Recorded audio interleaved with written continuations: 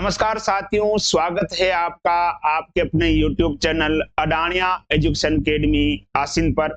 हम जो है कक्षा 12 की कृषि रसायन के बारे में डिस्कस कर रहे थे और पिछली 5 क्लासें जो अपनी हो चुकी है और आज ये छठी और अंतिम क्लास जो है आपके चैप्टर 1 की होने वाली है, जिसमें अपन बात करेंगे मृदा निर्माण के बारे में कि कौन कौन से मृदा निर्माण की जो कारक है, कौन कौन सी प्रक्रिया है, कौन से कारक उसको प्रभावित करते हैं, सक्रिय कारक कौन से हैं, निष्क्रिय कारक कौन से हैं और यहाँ से किस प्रकार का प्रश्न जो है आपसे पूछा जा सकता है, किस प्रकार से आपको इनको याद करना है, क्या होता है, इन सभी के बारे में जानकारी लेंगे। और बने रहिए क्योंकि मेरा दावा है कि कोई भी क्वेश्चन आपके मेरे पढ़ाए हुए मैटर से बाहर नहीं जाएगा, या जिस तरह का मैं पैटर्न आपको बताऊंगा उसी पैटर्न से आपको क्वेश्चन पूछा जाएगा। तो लास्ट क्लास में अपन ने बात कर ली थी चट्टानों के अपक्षय के बारे में और उसको प्रभावित करने वाले कारकों के बारे में। आज हम बात करने वाले हैं मृदा निर्माण के बारे में कि जो मिट्टी का जो निर्माण होता है उससे संबंधित कौन कौन सी परिभाषाएं हैं, उनके बारे में कौन कौन से कारक जो है मृदा निर्माण को प्रभावित करता है उसके बारे में अपन बात करेंगे। सीधा मैं आपके सामने किताब जो है वो ओपन कर रहा हूं ताकि किसी प्रकार का आपको कुछ डाउट ना रहे। ये आपके सामने आपकी जो बुक है और यहां से अपने को स्टार्ट करना है मृदा निर्माण के बारे में। आप सभी जानते हो कि मृदा जो है एक प्राकृतिक पिंड है जिसे ना तो बनाया जा सकता है ना ही नष्ट किया जा सकता है। ठीक है, तो यहाँ पर आप देख सकते हो मृदा की उत्पत्ति जो है किससे होती है, चट्टाने हैं, चट्टानों से हो सकती है। अब चट्टानों का भौतिक अपक्षय हो सकता है या रासायनिक अपक्षय हो सकता है। कुल मिला के जब चट्टान का क्या होता है, अपक्षय होता है, चट्टाने छोटे छोटे टुकड़ों में टूट जाती है, वो जैविक अपक्षय हो चाहे भौतिक हो या रासायनिक हो, उसके द्वारा क्या होता है मृदा का निर्माण होता है। और मृदा का निर्माण जो होता है, जिन पदार्थों से होता है मृदा का निर्माण, उन पैतृक पदार्थों को क्या कहते हैं, ये थोड़ा ध्यान रखिएगा। यहां से आपकी जो प्रश्न है बन सकता है कि रिगोलित क्या होता है ना। ठीक है, जो चट्टाने जो होती है या यूं कह सकते हैं मृदा निर्माण का जो पैतृक पदार्थ जो होता है ना, मृदा निर्माण का जो पैतृक पदार्थ होता है उस पैतृक पदार्थ को ही अपन क्या बोलते हैं, रिगोलित कहते हैं। तो यहां से एक डेफिनेशन जो आपके यहां से बन सकती है, रिगोलित क्या है। ठीक है, कि चट्टाने जो होती है उनके ऊपर जो पपड़ी होती है, भूपपड़ी यानी धरती के ऊपर जो चट्टाने हैं, जब वो टूटती है तो टूटने के बाद छोटे छोटे कणों में टूट जाती है और कणों से क्या बनती है, मिट्टी बनती है। और जिन पदार्थों से मिट्टी बनती है उसी को अपन क्या कहते हैं, रिगोलित कहते हैं। क्या कहते हैं, रिगोलित। मृदा निर्माण की जो क्रियाएं हैं दो प्रकार के हो सकती है, एक तो मूल चट्टानों से कच्चे पदार्थ का निर्माण होना और कच्चे पदार्थ का किसमें बदलना, मृदा में बदलना। ठीक है, मूल पदार्थ से कच्चे पदार्थ का निर्माण होना और कच्चे पदार्थ का किसमें बदलना, मृदा में बदलना। ठीक है, तो ये जो प्रवृत्ता है, सॉरी यूं कह सकते हैं, दो अवस्थाओं में जो है अपन मिट्टी के निर्माण को बांटते हैं। जब चट्टानें टूटती है तो जाहिर सी बात है कि प्रकृति का क्या होता है, नाश होता है। तो अपन यूं कह सकते हैं कि जो पहली जो प्रक्रिया है ये विनाशकारी होती है, जबकि जो दूसरी जो प्रक्रिया ये कौन सी होती है, संश्लेषण होता है। क्योंकि इसमें तो टूट रहा है, चट्टान टूट रही है, और दूसरे में जो टूटी हुई चट्टान है वो किसमें बदल रही है, मिट्टी में बदल रही है। यानी पहली जो प्रक्रिया है वो विनाशकारी कह सकते हैं क्योंकि टूट रहा है, और दूसरी को अपन संश्लेषण या निर्माणकारी प्रक्रिया कह सकते हैं क्योंकि उससे क्या हो रहा है, मृदा का निर्माण हो रहा है। ठीक है, अब मृदा निर्माण को जो प्रभावित करने वाले जो कारक है उससे पहले पढ़ने से पहले अपन बात कर लेते हैं एक बार आपके जो प्रमुख परिभाषाएं हैं उसके बारे में। यहां से ध्यान रखिएगा, जो परिभाषाएं आ रही है उनसे आपके प्रश्न बनेंगे ही बनेंगे। 5 से लेकर 6 परिभाषाएं, 6-7 परिभाषाएं आपके हैं। उन 6-7 परिभाषाओं में से ये मान के चलिए कि एक प्रश्न जो है आपके कंफर्म फंसने वाला है। ठीक है, सीधी परिभाषा पूछेगा। सबसे पहले जो मृदा निर्माण की प्रक्रिया में अपन आते हैं, सबसे पहला जो आपका आता है वो आता है ह्यूमिफिकेशन। ह्यूमिफिकेशन के को सीधा यूं समझ सकते हैं कि ह्यूमस का नाम आप सभी ने सुना होगा कि कोई भी जब जीव जंतु जो है, कुत्ता हो गया या गाय हो गई या बकरी हो गई, कोई भी जानवर जब मर जाता है तो उस जानवर को क्या करते हैं, गांव के बाहर फेंक दिया जाता है ना। उस जानवर को गांव के बाहर फेंक दिया जाता है और वहां क्या होता है, वो जानवर सड़ता है। ठीक है, जो सूक्ष्म जीव होते हैं उसका क्या कर देते हैं, अपघटन कर देते हैं। जो सूक्ष्म जीव होते हैं उसका क्या करते हैं, अपघटन करते हैं। और अपघटन के बाद क्या होता है, आप सभी को पता ही है कि वो सड़ जाता है। अपघटन के बाद जहां उस जानवर को डाला जाता है तो वहां की जो मिट्टी है वो भूरी काली हो जाती है। वो जो भूरा काला जो पदार्थ जो बनता है, उस भूरे काले पदार्थ को कहा जाता है ह्यूमस कहा जाता है। तो सीधी भाषा में समझ में आ गया, मरे हुए जानवर को जब किसी अपन गांव के बाहर डाल देते हैं तो सड़ने के बाद जो बुरा पदार्थ बनता है, उस बुरे पदार्थ को क्या कहते हैं, ह्यूमस कहते हैं। और ह्यूमस बनने की जो प्रक्रिया है ना, इस ह्यूमस बनने की प्रक्रिया को ही कहा जाता है ह्यूमिफिकेशन कहा जाता है। ठीक है, अब जाहिर सी बात है, जब जानवर मरेगा तो यार पृथ्वी की ऊपरी सतह भी तो होगा, और पृथ्वी का जो सबसे ऊपरी जो स्तर होता है जिसे अपन ओसन स्तर कहते हैं, क्या कहते हैं, ओसन स्तर। इसका मतलब जो ह्यूमिफिकेशन जो होगा वो ऊपरी परत पर होगा। ह्यूमस जो बनेगा पृथ्वी की ऊपरी सतह पर बनेगा।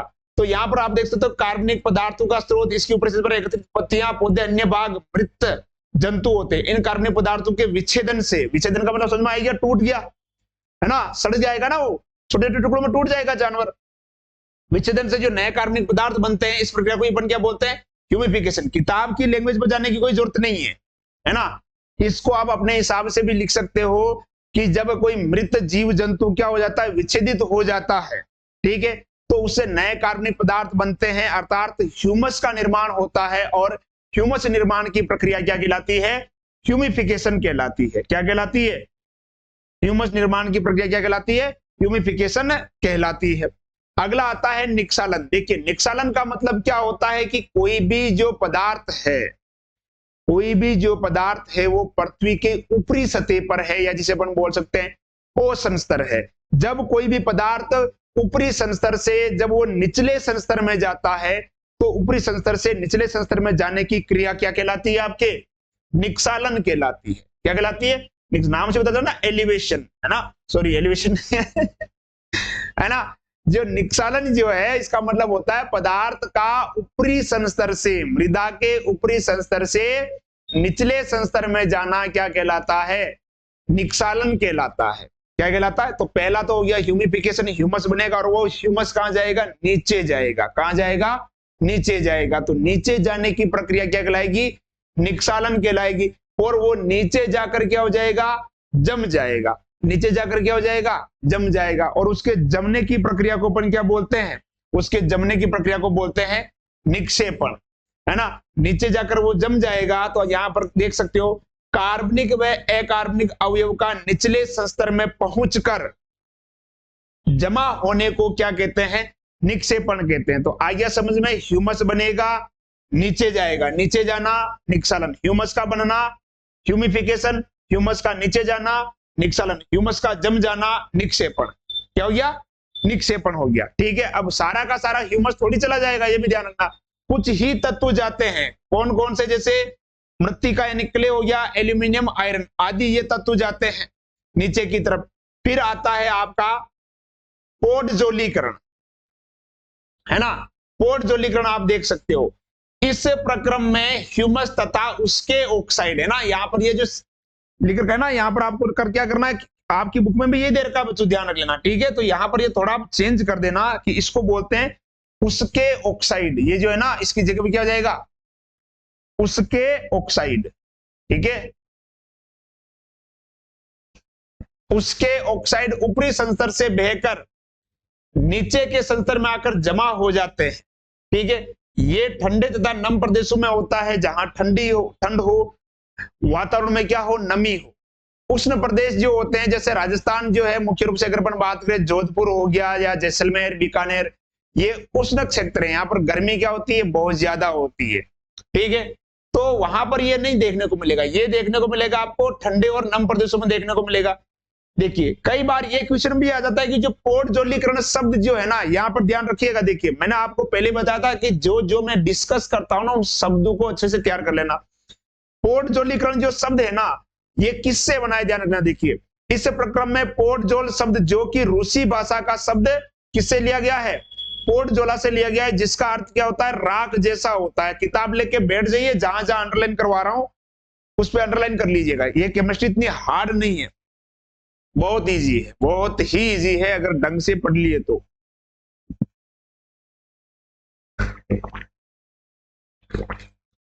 नहीं पढ़े तो फिर समस्या है, ठीक है ना।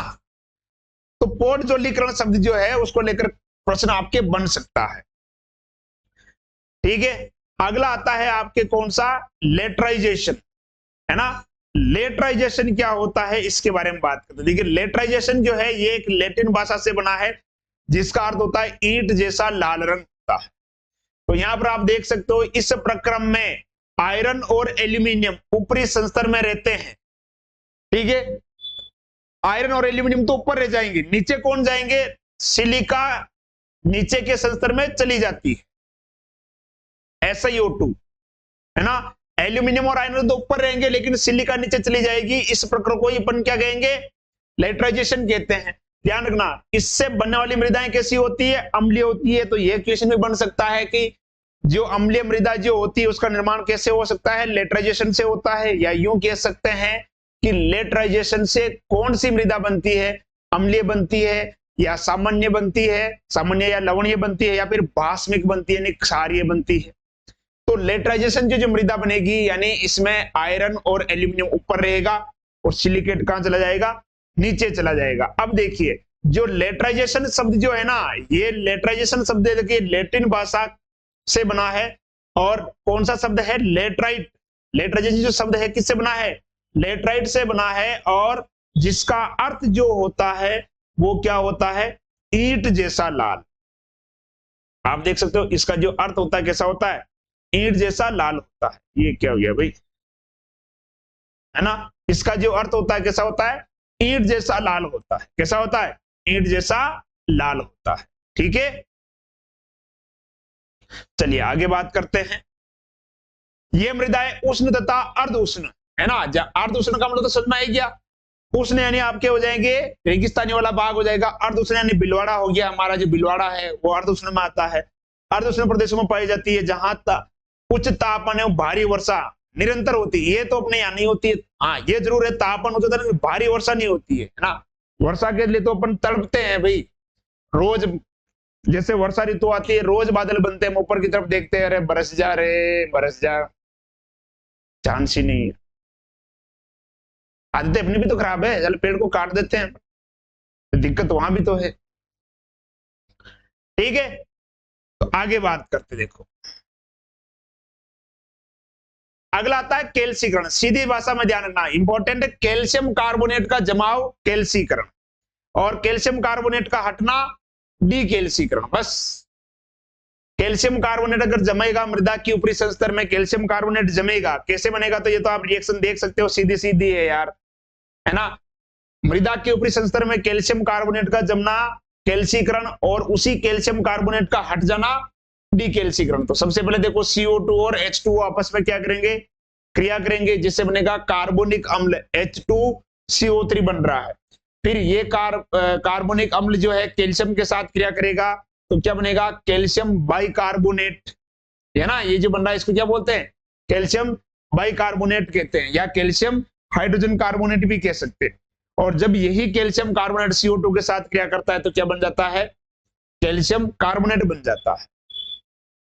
और ये कैल्शियम कार्बोनेट मृदा के ऊपरी स्तर पर क्या हो जाएगा, जम जाएगा, ठीक है। तो इन मृदाओं का निर्माण अधिक शुष्क एवं कम वर्षा वाले क्षेत्रों में होता है। अगला था डीकैल्सीकरण, मैंने अभी बताया था, उसको रिएक्शन को बस उल्टा कर दो पूरा, लगभग कैल्शियम कार्बोनेट क्या हो जाएगा, हट जाएगा। उसका हटना क्या कहलाता है, डीकैल्सीकरण कहलाता है। क्या कहलाता है, डीकैल्सीकरण। फिर आता है लवणीकरण। लवणीकरण का मतलब लवण का जमाव होना। लवण का जमाव कब हो सकता है, देखिए लवण के जमाव में थोड़ा सा आपको ध्यान में रखना है, क्या ध्यान में रखना है उसको थोड़ा समझ लेना है। देखिए लवण जो है कैसे बनता है उसको लेकर थोड़ा डिस्कस कर लेते हैं अपन, है ना, कि लवण जो है कैसे बनेगा। देखिए आप देखिए, जैसे मान लेते हैं कि ये एक तालाब है, ये एक तालाब है और इस तालाब में भरा हुआ है पानी। क्या भरा हुआ है, पानी।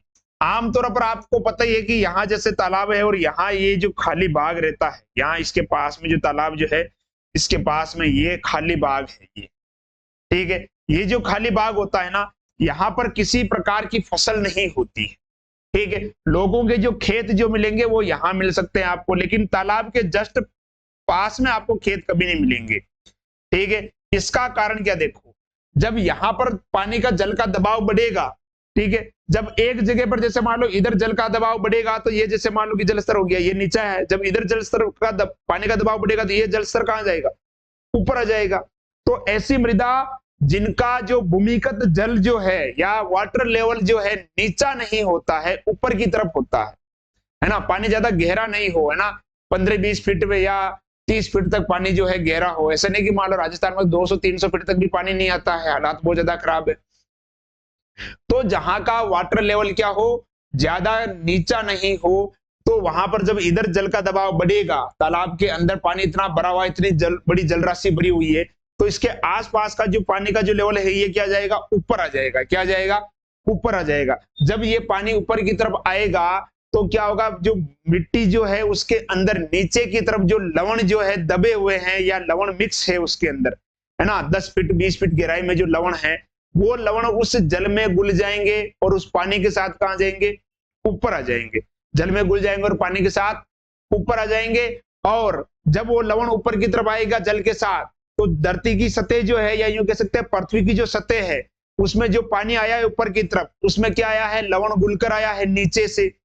तो सूर्य के प्रकाश की वजह से जो पानी जो होता है वो तो वाष्प बनकर उड़ जाएगा, लेकिन लवण क्या रहेगा, वहीं पर जमा हुआ रह जाएगा, है ना। वो लवण के जमे हुए रहने की वजह से जो भूमि जो होती है इसकी उपजाऊ क्षमता क्या हो जाती है, कम हो जाती है। क्या हो जाती है, कम हो जाती है। ठीक है, तो ये थोड़ा ध्यान रखना कि इससे जो मिट्टी जो बनती है ना, किससे, लवणीकरण से। ठीक है, समझ में आ गया आपके कि लवणीकरण होगा कैसे।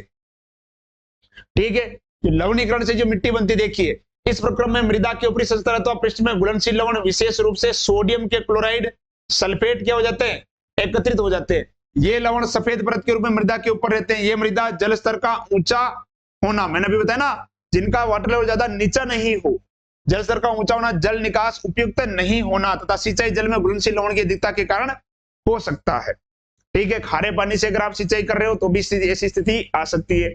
अगला आता है पेडोटर्बेशन। पेडोटर्बेशन का मतलब होता है जितने भी जो मृदा के संस्तर हैं उन सबको आपस में क्या कर दो, मिक्स कर दो।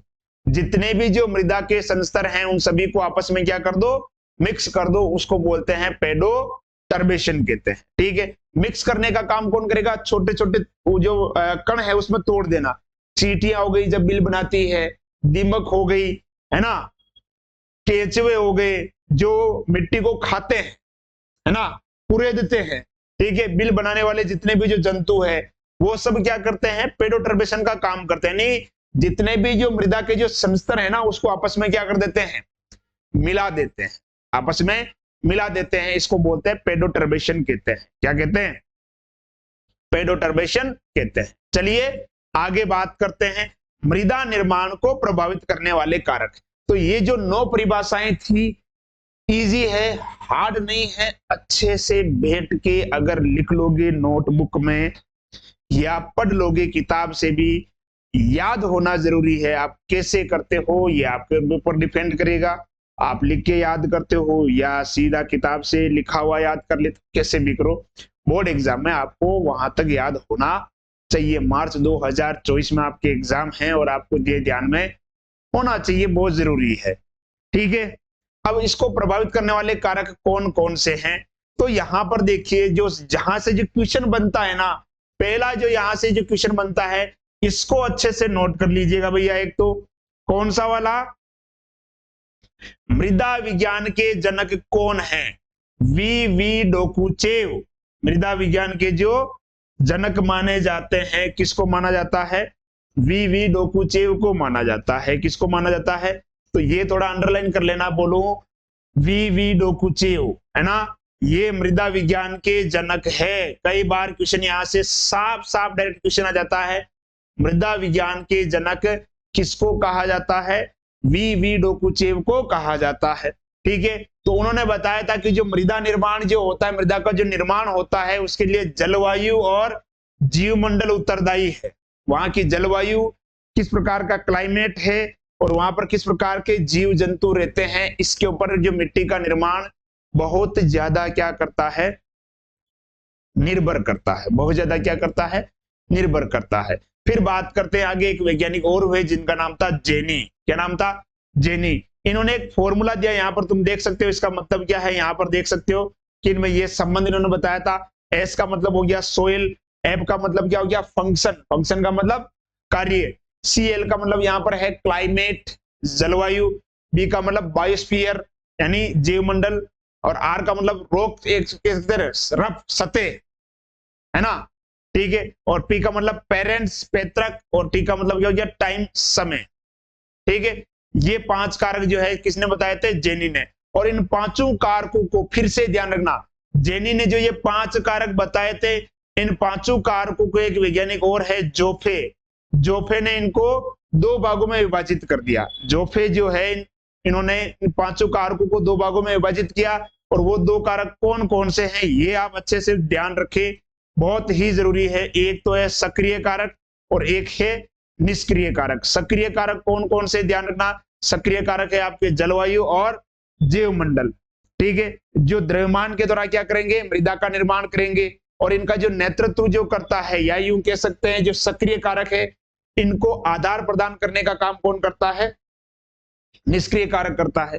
तो एक प्रश्न तो बच्चों यहां से सीधा सीधा बन सकता है आपके कि सक्रिय कारक कौन से हैं और निष्क्रिय कारक कौन से है ना। सक्रिय कारक 2 है आपके, जलवायु है और जीवमंडल है, जबकि निष्क्रिय कारक आपके पैतृक पदार्थ, स्थलाकृति और समय, ठीक है। अब इनको एक एक को पढ़ना है आपको। सबसे पहला आता है जलवायु। जलवायु देखो, जलवायु और जीवमंडल दोनों सक्रिय कारक है। तो जलवायु जो है किसी भी एक क्षेत्र में जब मिट्टी बनती है तो उसको बहुत ज्यादा क्या करती है? प्रभावित करती है, ठीक है। वहां की जो अभिक्रियाएं जो है इस पर निर्भर करेगी। अगर वहां की जो जलवायु है, अगर मान लो शुष्क है, बिल्कुल गर्म हवाएं चलती है, जलवायु शुष्क है, तो मान के चलिए कि वहां पर क्या होगा? भौतिक अपक्षय अधिक होगा। क्या होगा? भौतिक अपक्षय अधिक होगा। और जलवायु क्या है? ठंडी है, वहां पर नमी ज्यादा है, तो ऐसे में वहां पर क्या होगा? रासायनिक अपक्षय जो है वो अधिक होगा, ठीक है ना। तो सीधा सीधा है, आप एक बार इसको पढ़ लेना। अभिक्रिया में 10 डिग्री सेल्सियस तक अपन गर्म करते हैं तो उसका अभिक्रिया का जो वेग है वो क्या हो जाता है? 2 गुना हो जाता है। जब आप इसको पढ़ोगे तो सीधा समझ में आ जाएगा, इसमें ऐसा विशेष कुछ नहीं है।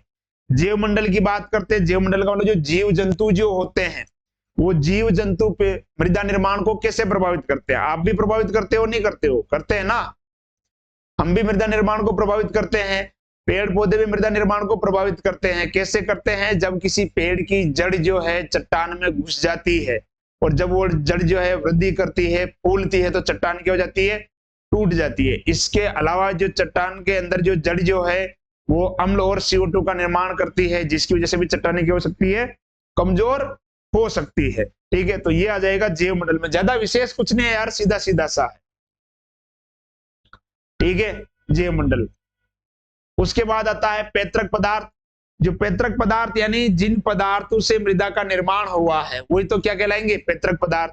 अगर वो पदार्थ, जैसे मान लो कोई अम्लीय चट्टान है, तो जब वो चट्टान टूटेगी तो उससे जो मृदा बनेगी वो मृदा भी कैसी होगी? अम्लीय होगी। अगर कोई चट्टान कैसी है? क्षारीय है, और जब वो चट्टान टूटेगी तो वो मृदा भी कैसी हो जाएगी? क्षारीय हो जाएगी। और यदि कोई सामान्य चट्टान या लवणीय चट्टान है तो मृदा के टूटने पर जो चट्टान बनेगी, चट्टान के टूटने पर जो मृदा बनेगी वो भी कैसी होगी? लवणीय हो जाएगी। जाहिर सी बात है, चट्टान की प्रकृति पर क्या करेगी? निर्भर करेंगे, नहीं पैतृक पदार्थ। इसलिए अपन कह सकते हैं कि जो देखो ग्रेनाइट से बनी, जो ग्रेनाइट से जो मृदा बनती है उसकी उपजाऊ क्षमता क्या होती है? बहुत कम होती है। जबकि चूना पत्थर से जो मिट्टी बनती है, कौन सी मिट्टी? दोमट मृदा। कौन सी मृदा? दोमट मृदा जो होती है, ठीक है। जो दोमट मृदा होती है उसकी उपजाऊ क्षमता क्या होती है? अधिक होती है। क्या होती है? अधिक होती है, क्योंकि चट्टानों के प्रकार बदल गए। जैसे चट्टानों का प्रकार बदला, मिट्टी का प्रकार बदल गया, उसकी उपजाऊ क्षमता बदल गई।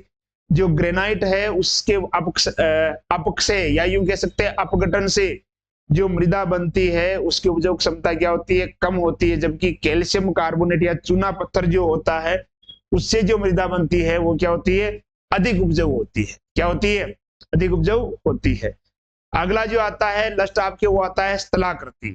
कौन सा आता है? स्थलाकृति। अगर अपन बात करें जो मृदा है, भूमि जो है, वहां कहीं गहरे गड्ढे हैं तो कहीं विशाल पहाड़, तो कहीं समतल मैदान है। जहां गहरे पहाड़ ऊंचे पहाड़ हैं, वहां ढलान रहता है, ढलान की वजह से पानी रुक नहीं पाता है, जिसकी वजह से मृदा में रिश्ता नहीं है।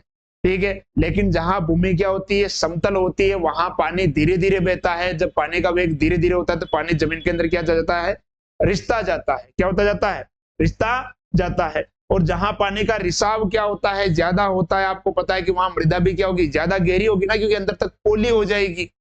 पानी जब अंदर की तरफ जाएगा मृदा में तो मृदा क्या हो जाएगी, पोली हो जाएगी। तो जहां पर पानी जो समतल सतह पर बहता है वहां पानी का रिसाव क्या होता है, अधिक होता है, जिसकी वजह से वहां की जगह जो क्या हो गई, पोली हो जाती है। क्या हो जाती है, पोली हो जाती है। यहां पर देख सकते हो समतल स्थानों पर जल प्रवाह धीरे धीरे होता है एवं मृदा के अंदर रिश्ता रहता है। परिणाम स्वरूप मृदा की गहराई क्या हो जाती है, अधिक हो जाती है। ठीक है, अधिक हो जाने की वजह से क्या होगा, जो पेड़ पौधे उनकी जड़ें क्या जाएगी, ज्यादा गहराई में जाएगी, तो उनका अंकुरण भी क्या होगा, अच्छा होगा।